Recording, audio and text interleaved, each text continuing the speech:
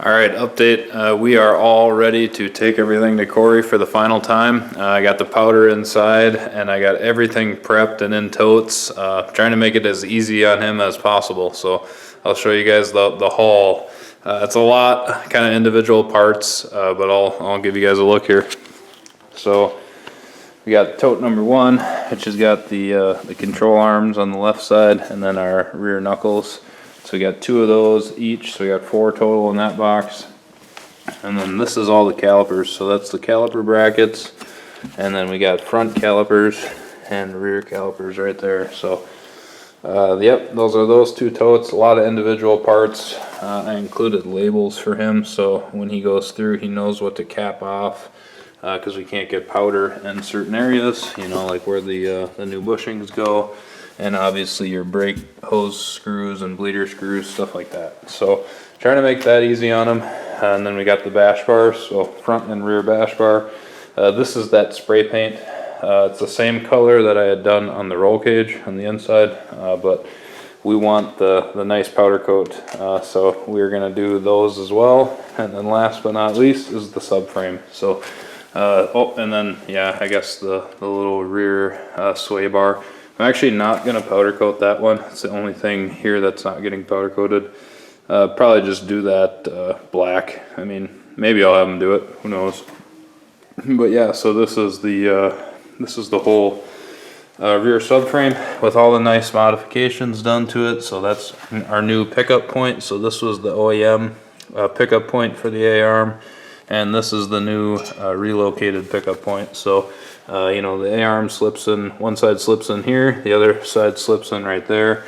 So this way it brings your, I guess, your anti-squat value quite a bit better. GK Tech has a whole thing on their website, but should give us more grip. And then of course all the reinforcements are welded in as well. So everywhere that there is a pickup point, even on the diff right here, you can see the stitch welds. It's all reinforced and ready to go. We even had a few areas where I had cut too deep into the subframe. So Luke Hansen went through and re-welded all those areas. And then I took a kind of a drum wheel sander and I ground them down so that the bushings will go in.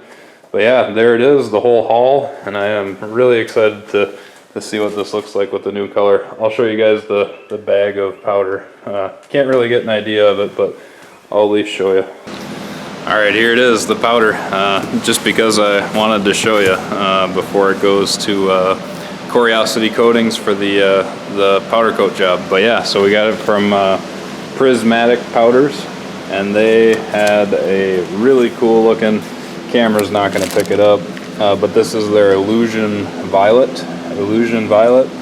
And then we did a Bates, sorry for the camera.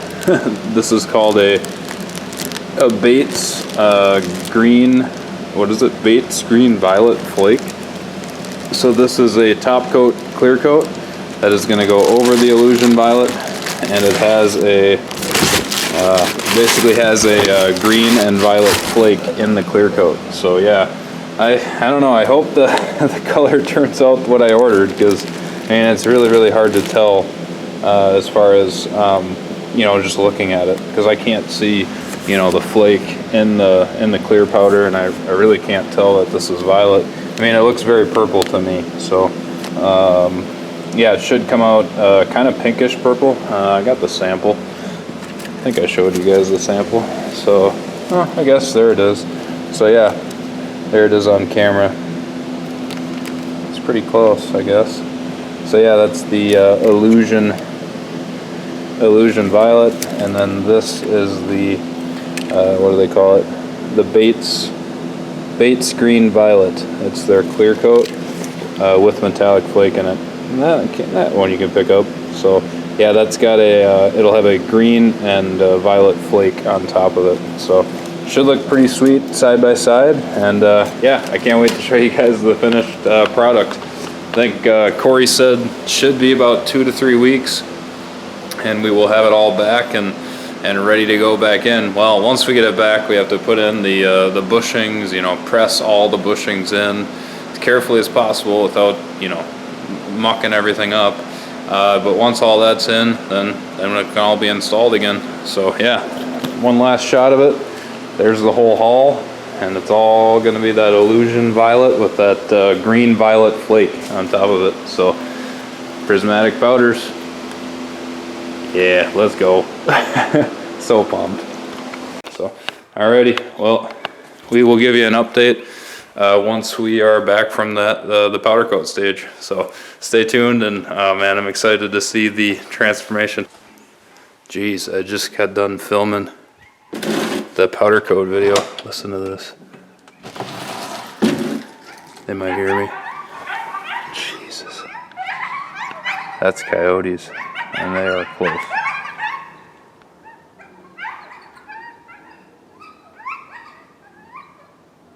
And if I took my light, I'd probably see them right now. They probably heard me. God, we got a lot of them back here though. We've seen them all the way up by the house. It's eerie. Really cold night. I think they do that when, you know, someone's in their area, territory, or they've gotten a kill. It's kind of what I've heard. So, yeah, things we see in our Coon Rapids backyard. All right, I am going to lock and shut that door. All right, we're pulling up to Coriosity Coating and A-Blast on this cold day, -2 out, but I just had to film. His place is kind of cool out here in East Bethel. It's kind of tucked away. Right there, we're pulling up. So we're at A-Blast in East Bethel, Minnesota. But yeah, the reason I love the Suburban is look at that. I mean, bash, I got both the front and rear bash bar, the subframe, brake calipers, and then the powder coat itself, and the control arms, knuckles, all of it, even with my subwoofer still. So yeah, I love this thing. It's been great to us so far. But yeah, let's get Corey to open up this main door here, and hopefully we can pull all the way in today so we can unload in his nice warm place. All right, everyone, we're here today for a little update on the powder coat project. We finally got the powder, all 14 pounds of it, and we're here to drop it off with Corey from Coriosity Coatings and A-Blast. And I have convinced him to kind of introduce himself and show us his place and just talk about what he does. So I'll turn it around. We're in his office today, and we're at East Bethel. We're in East Bethel, Minnesota at A-Blast. So I'll let Corey introduce himself and talk about his place here. Hi, my name is Corey. I own A-Blast and Coriosity Coatings. We offer obviously powder coating, sandblasting. We do also offer some light manufacturing. Got a couple employees that help me out. Otherwise, I pretty much work myself over here full time, and those guys work in the paint shop the other time. So otherwise, yeah, been in business Coriosity for about 3 years. A-Blast, I purchased it about a year ago. It's been in business since 2003. So, and you've been in the industry a lot longer than that. Yeah, I've been in the finishing and powder coating industry for over 20 years, nice. Manufacturing as well. So got a little bit of experience under my belt. So sweet. Yeah. Yeah. Do you mind kind of just showing us around the A-Blast here? Yeah. So this is just a basic little office. Not much here. We just kind of hang out. Where you do your paperwork in here, I'm assuming. This is one of the very few dust-free areas. Otherwise, come out here at the shop. Right now it's about 10 below outside, so I'm not blasting today. So you can see I have my truck with the blasting. Not only do we do the blasting here in the blast booth, but it's also a mobile truck, obviously. So we can go to your site if it's too large to move here, or you can't move it here, we will come to you and blast as well. So nice. That is another option. And how big is this, Corey? I mean, this whole building? This whole building is about 5,000 square feet. Okay. And then we have a mezzanine upstairs a little bit for like a break room, full kitchen, stuff like that. You mind showing us? I know you do a lot of work back here, so I was just seeing what your station is. Kind of our light manufacturing. Got myself somewhat of a new welder, old to everybody else, but new to me. Nice. And then, yeah, a little plasma, another welder, all kinds of different power tools. Otherwise, so this is kind of where you do like your cutting, right? I mean, if you have to like cut something, I guess this is kind of your cutting and welding station, really? Correct. And then over at Coriosity, we have pretty much a similar setup, a bigger saw, another welder, wire feed welder over there, a couple drill presses as well. So Nice. yeah, And- kind of the same setup. And just to clarify, you mostly do wire feed like MIG welding, no, not really TIG yet, Correct. right? Correct. Okay. Yeah, not really into TIG. And that's not something that your customers need usually. It's not. It's Not really. based on your needs, right? No, So no. Pretty much everything that's requested is usually a wire feed. So it's outdoor stuff, right? I mean, it doesn't really need to be that pretty, or it's not. I know one of my buddies, a fabricator, who like they're manufacturing like tanks that are used in the medical industry. That stuff has to be really clean, right? I mean, you right. don't need to do that, I Right. guess. No, Yeah. it's just pretty much as long as it holds, and blast it up, then bring it and powder coat it, and one-stop shop. Nice. So this is, like you said, your kind of break room area Yeah, up it here. just goes upstairs to a break room. Nice. A little loft. Mezzanine for more storage. Oh, you do store stuff up there? A little Nice. bit. Just not Nice. So you got a lot of racking too. That's nice. Yeah. Cool. Do you mind like showing us the blast area too? And, Sure. All right, we'll go back this way. So what is this main room usually used for, Corey? This is kind of like your staging area, right? Like if someone brings you can see I something, got some stuff. Obviously, my stuff that I dropped off car today. parts here. Yep. Some stuff that's already blasted. Some stuff that needs to head over to just the paint shop. Okay. So kind of a list of, kind of anything and everything. Nice. With all the equipment in here, with it being so cold out, it's kind of It's your- tight quarters right now. So. It's your staging area. It's where you bring all your stuff in. And Bring it in, and if it's too big and I need to, store it outside, I do have a little lot outside that I do some storage, but I try to keep everything inside just to be safe. Nice. Yeah, and it's nice and big, so it can get big items in here, I imagine. Yeah, I do have a little utility truck to make pickups and deliveries if need be as well. Nice. And then the blast room. Blast room. Danger blasting area.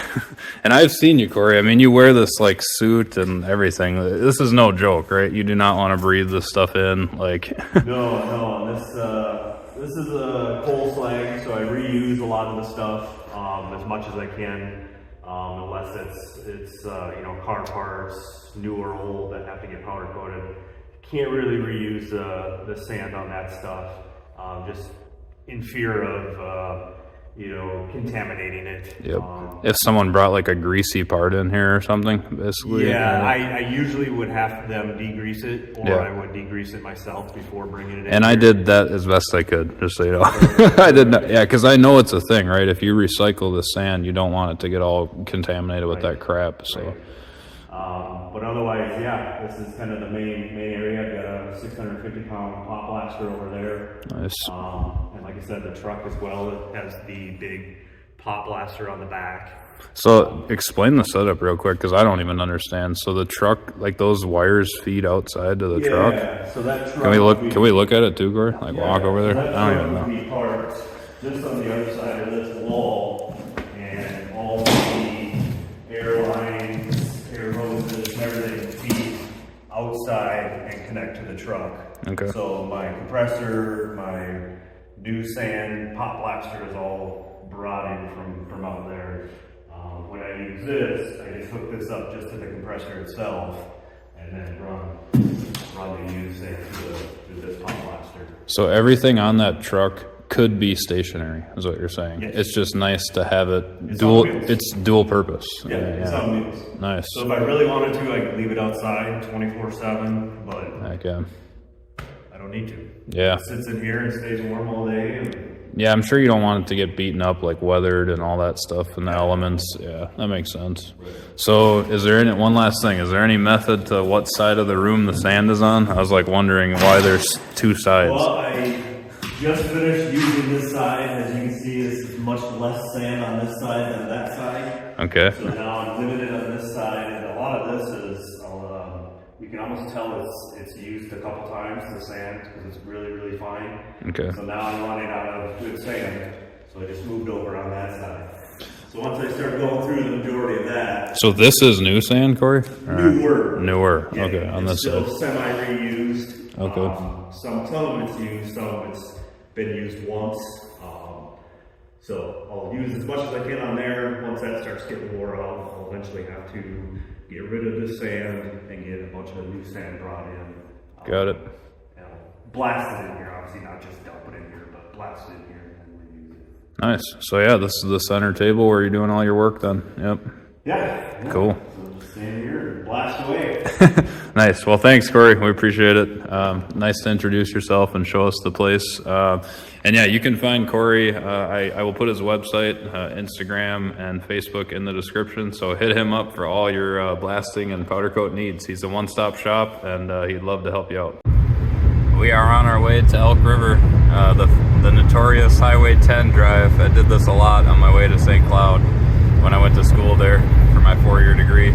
But we are going today to get the powder coat project picked up from Curiosity Coatings. So I'm freaking pumped, and we'll see how it looks once we get there.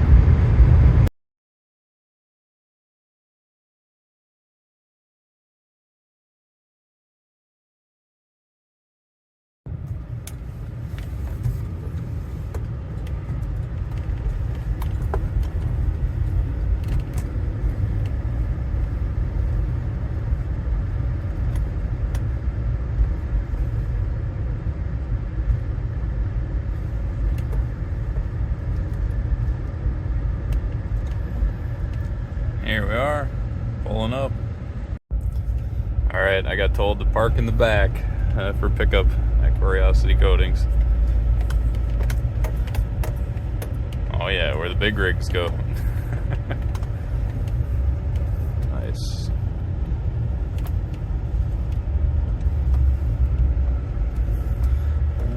We gotta figure out which suite. Oh, there he is. Nice. Oh yeah, there they are. Bringing the parts back.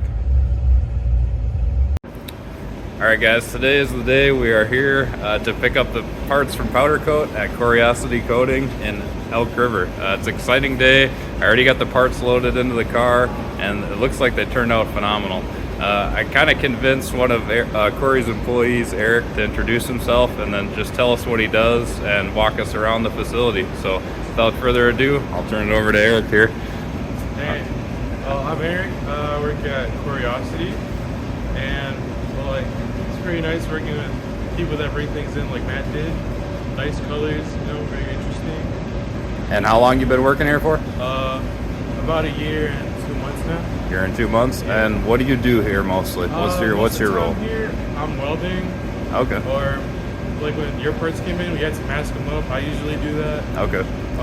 Which you did a good job, by the way. Thanks for working with me over Messenger. We were doing video chats back and forth, but right. so yeah, you do some welding and you do some taping and masking. You don't do any of like the powder coat. No, my dad does. Oh, that's your dad over there. Dad, Oh, yeah. sweet, cool. He's been doing it for almost 20 years now. Oh, that's awesome. Yeah. A lot of experience then. That's good, man. But he's still learning, like colors like yours. They didn't really do those a lot back then. Okay. So it's new for him too. Nice. Well, and you say it turned out good though? Like, yeah, I mean, it turned out good. Nice. That's awesome. Yeah. So you said you do welding. So I saw the welder here. What do we have? Ooh, I know I've heard of the Miller-Matic before. Yeah. So do you do MIG and TIG or just one or the other? Just MIG right now. Okay. Yeah, well, that's basically all we do right now. Okay, cool. Things we're doing. Looks like a nice machine though. So, and how long you been welding for? About over 2 years now. 2 years. Yeah. That's awesome. Take any schooling or are you just self-taught? Yeah, just self-taught. Heck yeah, man. Nice. So this is your welding station then.